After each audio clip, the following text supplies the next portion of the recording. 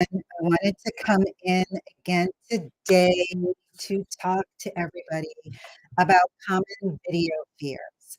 So I hope that everyone can hear me, and by all means, if you cannot or if you have any questions, please post them in the comments. I'm going to check my audio. I can hear me on my speaker. I've turned my speaker down. So hopefully everyone can hear me. If you are able to see me live, please post any questions that you may have. And then obviously, if this is a replay, feel free to comment below and ask me any questions and I will follow up with you. But today I wanted to talk about common video fears. And we're going to be talking about this for the next couple of days, probably 2 or 3 more days, on common video fears, primarily because it's something that everybody, every one of us has experienced, whether it's being afraid of being on camera, like I'm doing right now, or you can get over that, but once you've actually posted the video, you are racked with the fear of what are people going to say. So that could be a fear of criticism, or maybe you can handle the criticism. You're like, you've got a tough skin. You're cool with that. But perhaps it's that you have a fear of technology. You don't know anything about cameras, you don't know anything about editing, and just the technical aspects of everything just blows you away. And you're like, I don't know what to do. And either one of these could create so much fear that it just, ties you up in a knot, or it makes you so scared that you just choose not to do anything.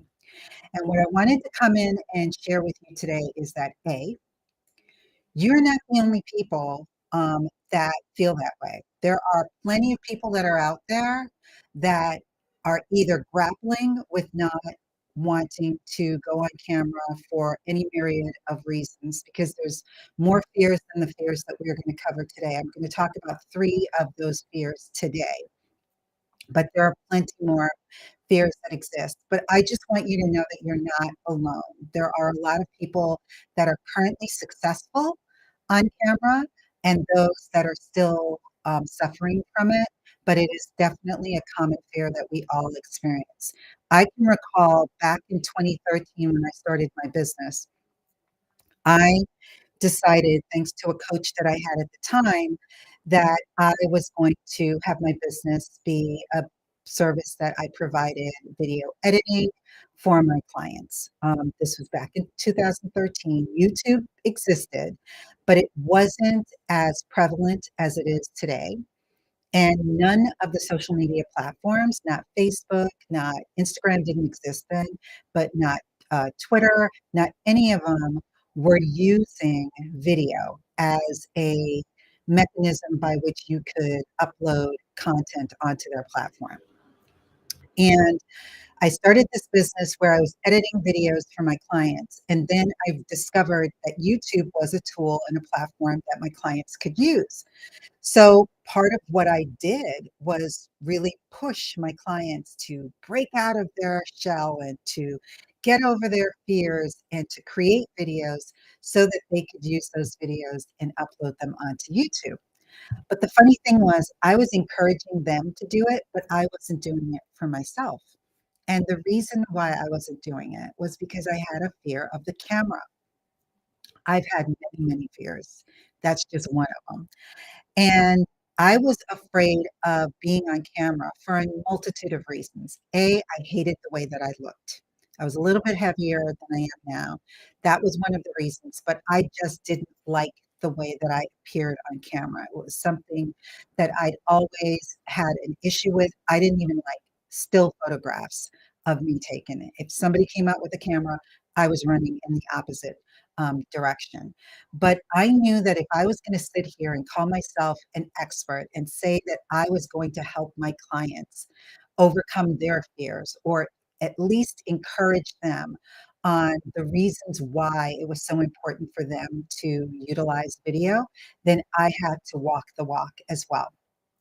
So I just said, okay, I got to do it. And I started to create videos. I just sort of bit the bullet, if you will, one day and started creating videos, and it was uncomfortable as hell. And the second fear that I encountered after I got over the fear of being on camera, because one of the ways that I got around being on camera was a lot of my very early videos were screen recorded videos. So you heard me, but you didn't see me. Then eventually I started adding myself in here and there. So you were able to see me a little bit. But the second fear that cropped up was the fear of criticism or just the fear of feedback. I just was petrified to hear what people were going to say because that's where imposter syndrome started to come in. And I started to feel like, well, who am I to be saying this or telling people to do that? And there are other, you know, experts that know more than I do when it comes to video marketing and YouTube. So therefore, I couldn't be a subject matter expert. But I eventually did release videos. And once I started to release the videos, even if I got pushback or comments, and I didn't really get anything negative, to be truthfully honest with you, it would freak me out at first if people commented, and then if they commented and they were, like, questioning something or if maybe they didn't like something, um, but I eventually got over it because there were less of those and more of other people commenting like, "Thank you." Just saying thank you was enough. So the benefit that came from me being able to get over those two crucial and critical fears, the fear of being on camera and the fear of criticism or feedback, was that it allowed me to build some confidence of being on camera. It got me to the point where I was okay and comfortable with myself. It then allowed me to actually become a subject matter expert and be seen as one. It gave me visibility for my business, and most importantly, it enabled me to help others who needed my help, and I knew this when I started to read through a lot of the comments, and I would see people saying, "Oh, I've looked at so many videos on XYZ, and I didn't really understand it until I saw your video," or, "Thank you, this was something that I was trying to figure out for the longest time, and yours is the first video that I saw on it." And so once that happened, I started to realize that this was really something that I needed to continue to do and to fight through my fears. But a lot of these fears don't just magically go away, but there are ways that you can overcome them or at least learn how to deal with them. So first, let's identify what the three fears are, and then I'll give you a pointer or two on how you can overcome them. So again, if you are watching this and you have a question, just let me know that you're here live by posting in the comments below and just saying hi. And then also if you do have any questions or if you are encountering different fears that we're going to cover than what we're going to cover today, then definitely post those in the comments below. So the first fear is the one that I have, which is the fear of being on camera. So that is probably the number one most common fear. And it is number one for a good reason. A lot of us are not used to being on camera. We're not celebrities. We're not the news people. If that's not what our careers are, then being on camera is a little uncomfortable. Unless you were born like in 2000 and since then, and you've had a camera in front of your face from the minute that you came out the womb. So those kids should be used to being on camera, but most of us who were born before 2000 are not that used to being on camera all the time. So that takes a little getting used to. So one of the ways that you can do that is practicing. So you can practice in a number of different ways.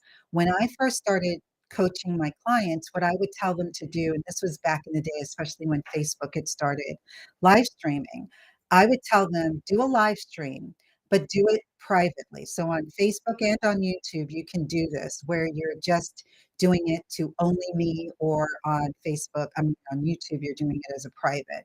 And just get comfortable speaking to the camera. That's really important.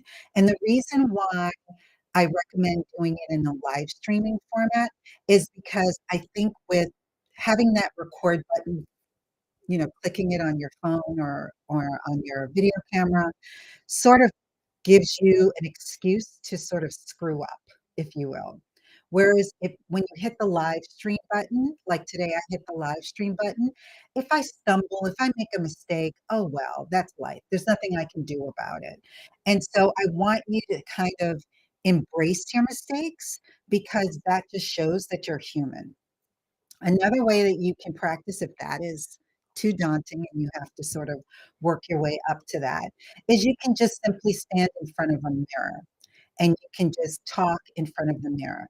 Now, one of the things with um, doing videos is that it's more than just talking because with the mirror example, that's really to get you comfortable with seeing yourself and with seeing yourself speaking. But when it comes to actually speaking to a camera, it's really important that you figure out what you're going to talk about and how you're going to convey that message, how you're going to share that story online. So, what you can tend to do, if you want, is to have little post it notes. And of course, I don't have any in front of me. These are too tiny, but you can have little post it notes and you can put them right underneath your camera so that you can remember the things that you need to. What I'm doing in today's stream, actually, I do this every single time I stream, is I have my notepad on my computer and I have different pages up with bullet points of what I want to talk about so that I can remember what I want to talk about. It's not a script. I mean, if you want to have a script, there are plenty of tools that are reasonably priced that will allow you to live stream with a teleprompter. That is totally up to you if that's something that you want to do. There are also apps like Big View. Anybody who has ever followed me knows that I love Big View, and that also offers the ability for you to live stream and to use a teleprompter. Um, but you don't need to do that. You can use Post-its or you can use your notepad, just have that on the screen. And it's okay to occasionally glance down at it because it's natural that you're gonna need to look and see what it is that you're talking about. The other thing that I do have is I also have my notes here in front of me with the highlighted topics that I wanna talk about so that I can glance down, okay, I know that what the next one's gonna be about, and then we can go on from there. So I just highly recommend that you do that so that you can kind of pace yourself properly. Like I know how long I want this particular live stream to be. So I'm keeping a mental note and I'm looking at the clock and I'm going to make sure that I try to stick within that. If you are concerned that you're going to talk for too long, then definitely you might want to invest in using a video teleprompter. But just try it, see what it's like. Maybe only do one tip the first time so that you can make sure that the video is somewhat short. So the next fear that most people have is fear of criticism. That was also something that I had for me as well. And the main takeaway for this is probably it's not a trick. There's really nothing that I can tell you that can make it a little easier for you, other than everybody's entitled to their opinion. And you're not creating content when you create videos for YouTube or for social media, you're not creating it for everyone. You're creating the content for a specific person, your ideal client avatar. And everybody else, you want your content to repel or to not be interesting to. So that is number 1. You're not creating content for everyone, so therefore everyone is not going to like or care for your content. Number 2, if people take the time, and it's really important to note this, there are 2 types of people that are gonna comment on your videos. One is beyond appreciative of the content that you are providing to them, and they're gonna share that with you. They're gonna tell you thank you. They're gonna say, "Oh my god, where have you been? Oh, I really needed this." They're going to tell you that they appreciated what you did. The other person is someone that the only best way I can describe them is that they're just either negative just because, or they're jealous. They're envious of the fact that you're doing something that they don't have the chutzpah to do themselves. And so It is not a reflection of anything that you're doing or saying. It is simply how they are, and there's absolutely nothing that you're ever gonna be able to do about that.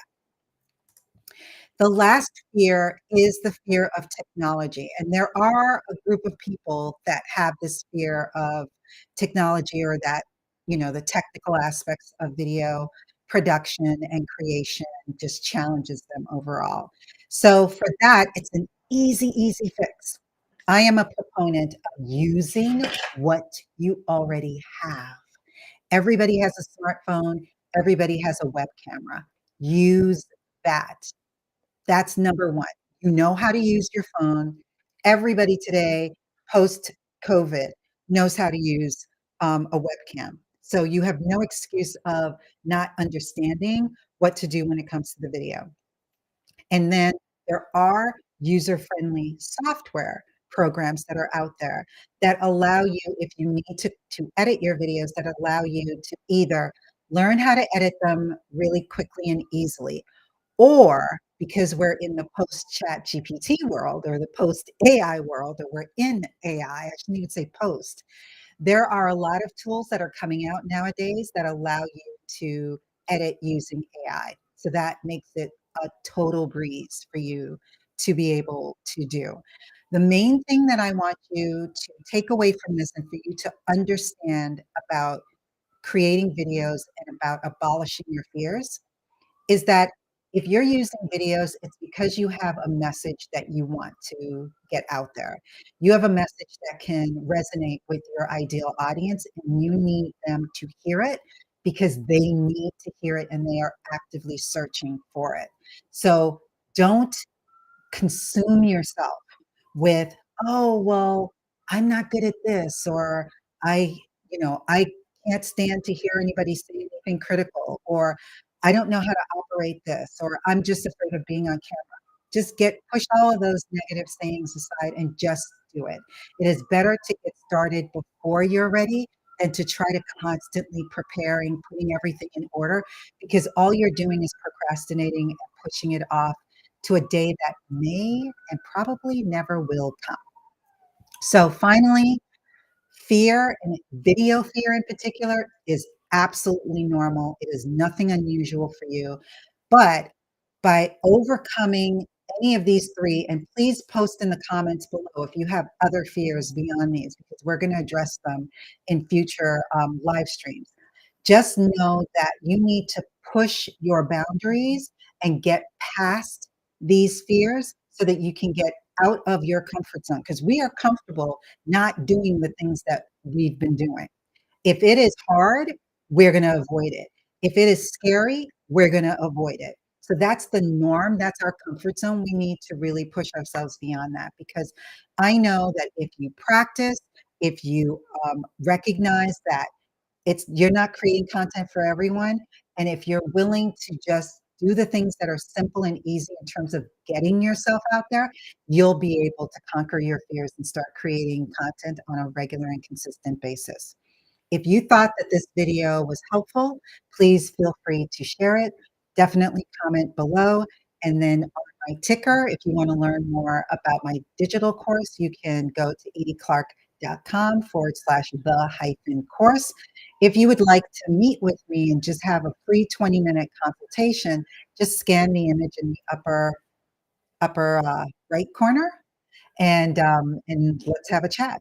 All right. So I'll see you tomorrow. Tomorrow I'll hopefully be tuning in a little bit earlier, so I should be able to do a broadcast around 11 a.m. tomorrow Eastern time. So anyway, thanks and take care.